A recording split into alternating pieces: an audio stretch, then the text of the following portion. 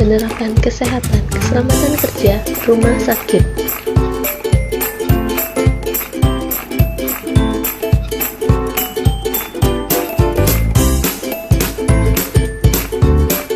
Created by Universitas Sriwijaya. Bahaya potensial di rumah sakit yang disebabkan faktor biologi, kimia, ergonomi, fisik, psikososial dapat mengakibatkan penyakit dan kecelakaan akibat kerja. Penyakit akibat kerja di rumah sakit berkaitan dengan faktor biologi, kuman patogen yang berasal dari pasien, kimia, pemaparan dalam dosis kecil yang terus-menerus seperti antiseptik, gas anestesi, ergonomi, cara duduk yang salah, cara mengangkat pasien salah. Fisik, panas, radiasi. Psikologis, ketegangan di kamar bedah, penerimaan pasien gawat darurat, rumah sakit jiwa.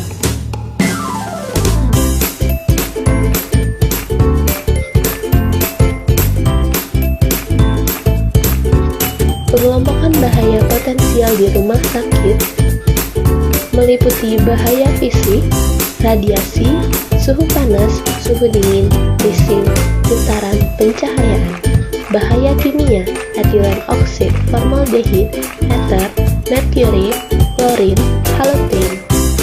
Bahaya ergonomi, cara kerja salah seperti posisi kerja statis, memindahkan pasien.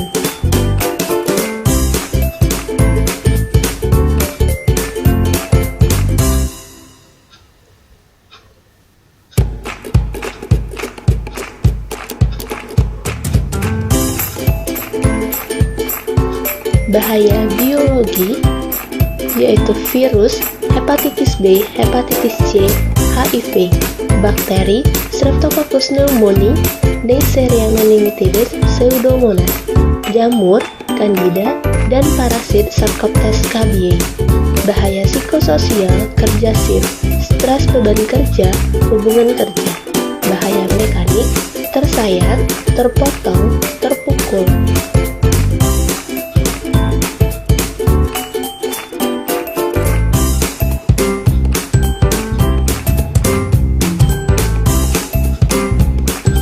Bahaya listrik, sengatan listrik, kebakaran, hubungan arus pendek.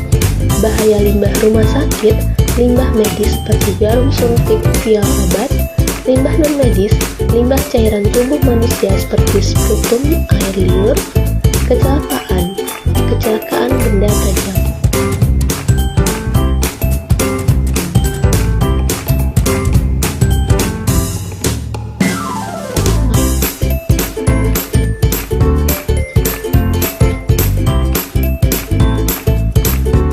Tujuan umum K3RS, terciptanya lingkungan kerja yang aman, sehat, dan produktif untuk sumber daya manusia rumah sakit, aman dan sehat bagi pasien,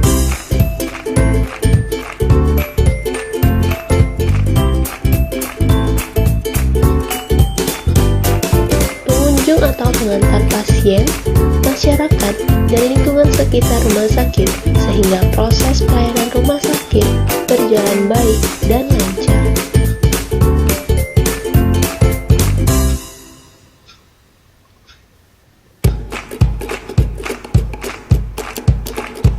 K3RS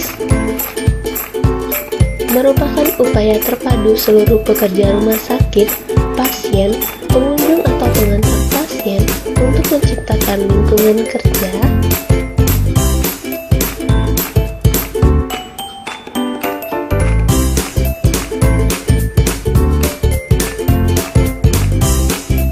kerja rumah sakit yang aman, sehat, dan nyaman baik bagi pekerja rumah sakit, pasien, pengunjung atau pengantar pasien, maupun bagi masyarakat dan lingkungan sekitar rumah sakit. Prinsip K3RS. 1. Kapasitas kerja. Status kesehatan kerja dan gizi kerja yang baik, serta kemampuan fisik yang prima setiap pekerja agar dapat melakukan pekerjaannya dengan baik. Contoh, bila pekerjaan kurang zat besi, maka kapasitas kerja akan menurun.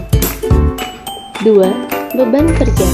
Beban fisik dan mental yang harus ditanggung oleh pekerja dalam melaksanakan tugasnya. Contoh, pekerja yang bekerja melebihi waktu kerja maksimum.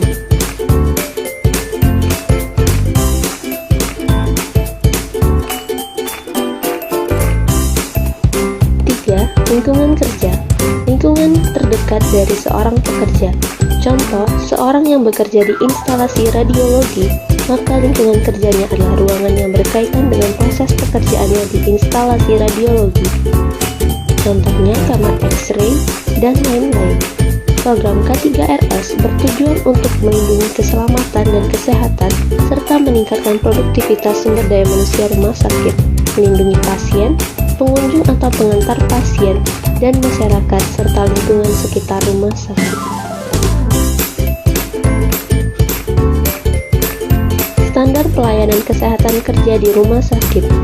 1. Melakukan pemeriksaan kesehatan sebelum bekerja bagi sumber daya manusia rumah sakit, meliputi pemeriksaan fisik lengkap, kesegaran jasmani, ronsen paru-paru, laboratorium rutin, pemeriksaan lain yang dianggap perlu sesuai kebutuhan untuk mencegah bahaya karena pekerjaan tertentu.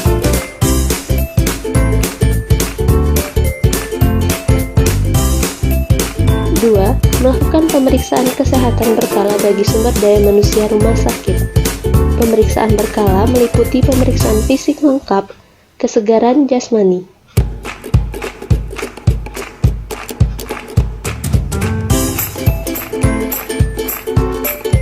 Ronsen paru-paru dan lab rutin, serta pemeriksaan lain yang dianggap perlu. Pemeriksaan kesehatan berkala bagi sumber daya manusia rumah sakit sekurang-kurangnya 1 tahun.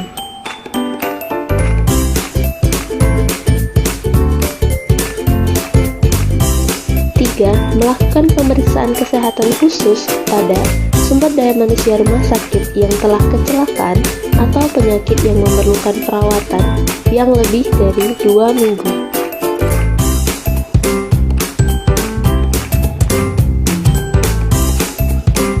Sumber daya manusia rumah sakit yang berusia di atas 40 tahun atau sumber daya manusia rumah sakit wanita dan sumber daya manusia rumah sakit yang cacat, serta sumber daya manusia rumah sakit yang berusia muda yang melakukan pekerjaan tertentu, SDM-RS yang diduga mengalami gangguan kesehatan. 4. Melaksanakan pendidikan dan penyuluhan atau pelatihan tentang kerja dan memberikan bantuan kepada sumber daya manusia rumah sakit dalam penyesuaian diri baik fisik maupun mental.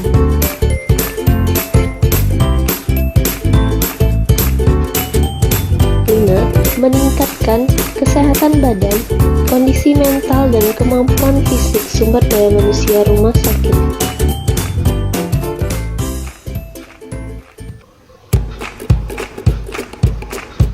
Standar pelayanan keselamatan kerja rumah sakit. 1. Pembinaan dan pengawasan kesehatan dan keselamatan sarana, prasarana, dan peralatan kesehatan. 2. Pembinaan dan pengawasan terhadap lingkungan kerja. 3. Pembinaan dan pengawasan atau penyesuaian peralatan kerja terhadap sumber daya manusia rumah sakit. 4. Pembinaan dan pengawasan terhadap sanitasi.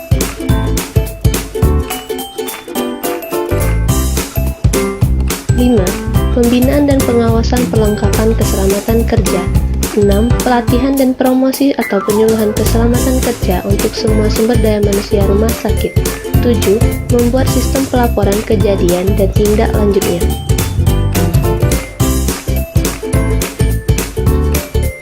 8. Memberikan rekomendasi atau masukan mengenai perencanaan, desain atau layout, pembuatan tempat kerja, dan pemilihan alat serta pengadaannya terkait keselamatan dan keamanan. 9. Pembinaan dan pengawasan terhadap manajemen sistem pencegahan dan penanggulangan kebakaran. 10. Membuat evaluasi, pencatatan dan pelaporan kegiatan pelayanan keselamatan kerja yang disampaikan pada Direktur Rumah Sakit. Standar K3 perbekalan kesehatan rumah sakit meliputi standar teknis sarana, standar teknis prasarana, dan standar peralatan rumah sakit.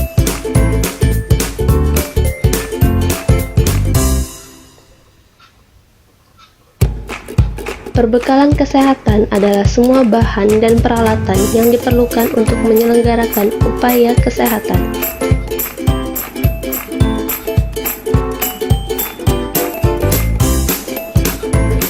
Standar teknis sarana. A. Lokasi dan bangunan. Lokasi rumah sakit mudah dijangkau oleh masyarakat, bebas pencemaran, banjir, tidak berdekatan dengan rel kereta api, tempat bongkar muat barang, tempat bermain anak, pabrik industri, dan limbah pabrik. Luas lahan untuk bangunan tidak bertingkat minimal 1,5 kali luas bangunan. Luas lahan untuk bangunan bertingkat minimal 2 kali luas bangunan lantai dasar.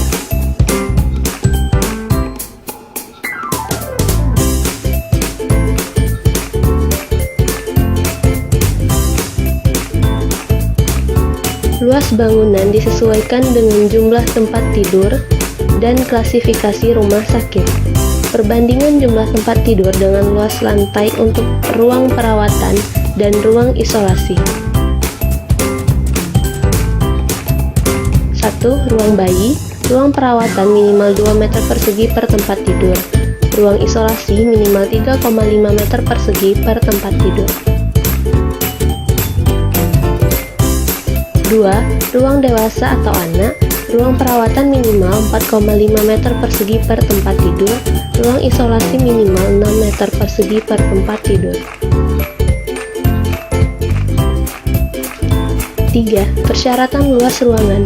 Ruang periksa 3x3 meter persegi per tempat tidur. Ruang tindakan 3x4 meter persegi per tempat tidur. Ruang tunggu 6x6 meter persegi per tempat tidur.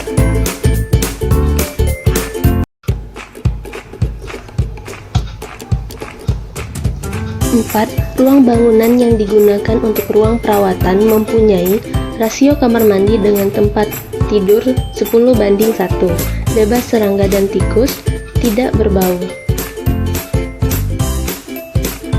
4. Ruang bangunan yang digunakan untuk ruang perawatan mempunyai pencahayaan cukup, suhu 26-27 derajat Celcius dengan AC atau suhu kamar tanpa AC dengan sirkulasi udara yang baik. Kebisingan kurang dari 45 desibel. B. Lantai. Lantai ruangan dan KM bahan kuat, kedap air, rata, tidak licin, mudah dibersihkan dan berwarna terang. Ruang operasi lantai rata, tidak ada lubang tempat berkembang biak bakteri, tidak mudah terbakar.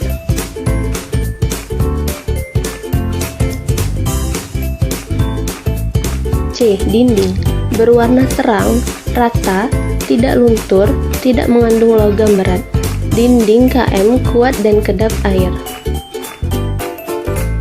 Khusus ruang radiologi, dinding dilapisi timbal minimal 2 mm atau setara dinding bata, ketebalan 30 cm, serta dilengkapi jendela kaca anti radiasi. Dinding ruang lab dibuat dari keramik setinggi 1,5 meter dari lantai.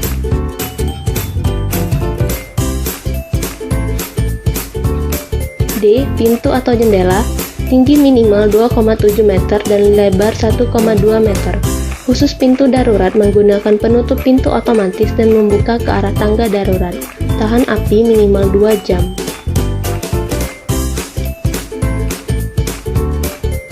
Khusus ruang radiologi, pintu terdiri dari 2 daun pintu dan dilapisi timbal minimal 2 mm dengan lampu merah, tanda bahaya radiasi serta jendela kaca anti radiasi.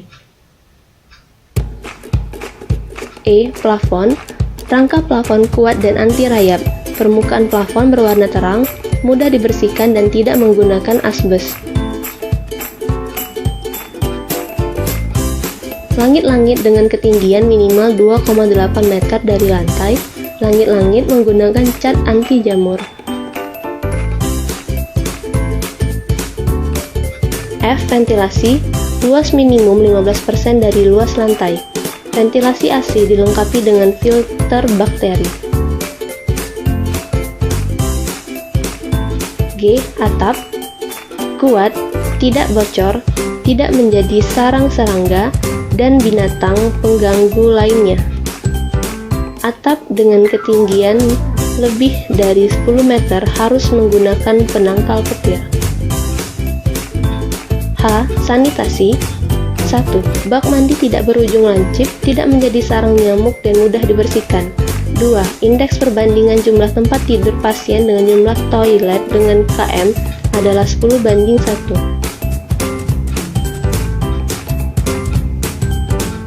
3. Indeks perbandingan jumlah pegawai dengan jumlah toilet dengan kamar mandi yaitu 20:1. Kloset, urinoir, wastafel, dan bak mandi dari bahan kualitas baik, tidak cacat, dan mudah dibersihkan.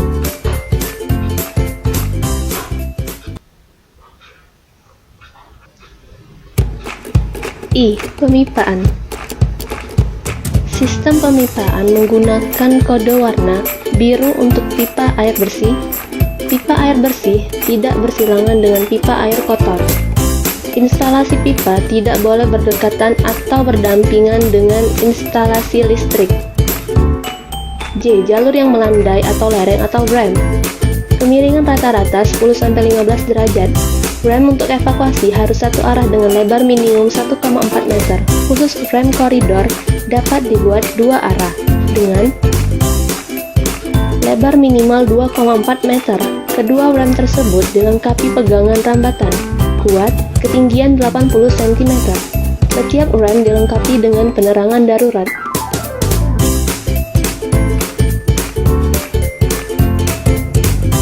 K. Tangga. Lebar tangga minimum 1,2 meter, jalan searah, dan 1,6 meter jalan dua arah. Lebar injakan minimum 28 cm. Tinggi injakan maksimum 21 cm.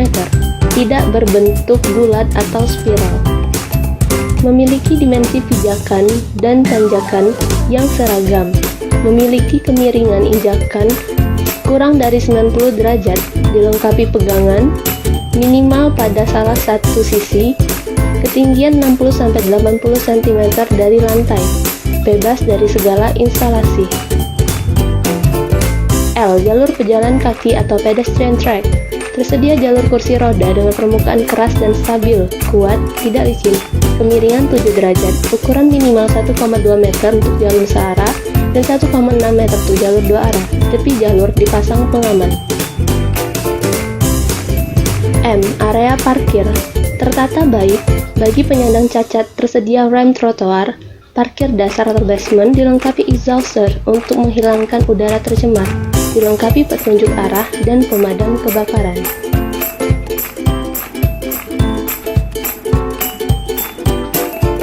Standar teknis prasarana. A. Penyediaan listrik. Kapasitas dan instalasi listrik terpasang memenuhi standar. Untuk kamar bedah, ICU, ICCU menggunakan satu daya khusus dengan sistem satu daya cadangan otomatis dua lapis, generator atau genset, dan UPS. Harus tersedia ruang UPS minimal 2x3 meter persegi. B. Instalasi penangkal petir. C. Pencegahan dan penanggulangan kebakaran. Tersedia APAR, tersedia dan tercukupi air untuk pemadaman kebakaran.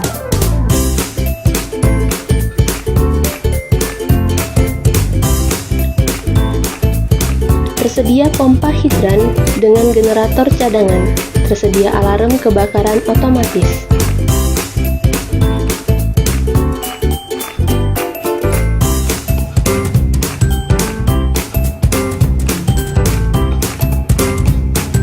D. Sistem komunikasi.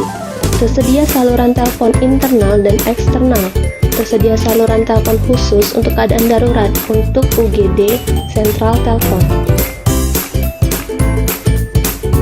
Tersedia komunikasi lain seperti HT dan alarm. Tersedia sistem tata suara pusat. Tersedia peralatan pemantau keamanan atau CCTV.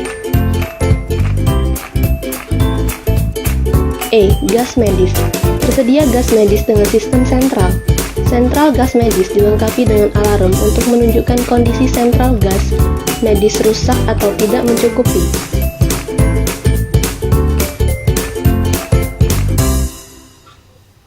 F. Limbah cair. Tersedianya instalasi pengolahan air limbah atau IPAL dengan perizinan. G. Pengolahan limbah padat. Tersedianya tempat atau kontainer penampungan limbah sesuai kriteria limbah. Tersedia insinerator, tersedia tempat pembuangan limbah padat sementara, tertutup dan berfungsi baik.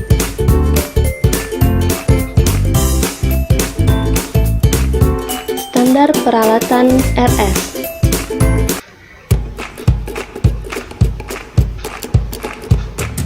Memiliki perizinan, diuji dan dikalibrasi secara berkala oleh Balai Pengujian Fasilitas Kesehatan dan atau institusi pengujian fasilitas kesehatan yang berwenang, tersertifikasi badan atau lembaga terkait.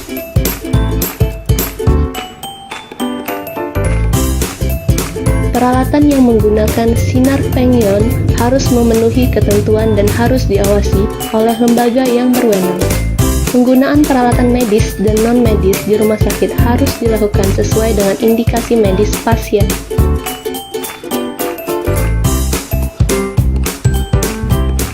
Pengoperasian dan pemeliharaan peralatan rumah sakit harus dilakukan oleh petugas yang mempunyai kompetensi di bidangnya. Pemeliharaan harus didokumentasi dan dievaluasi secara berkala dan berkesinambungan.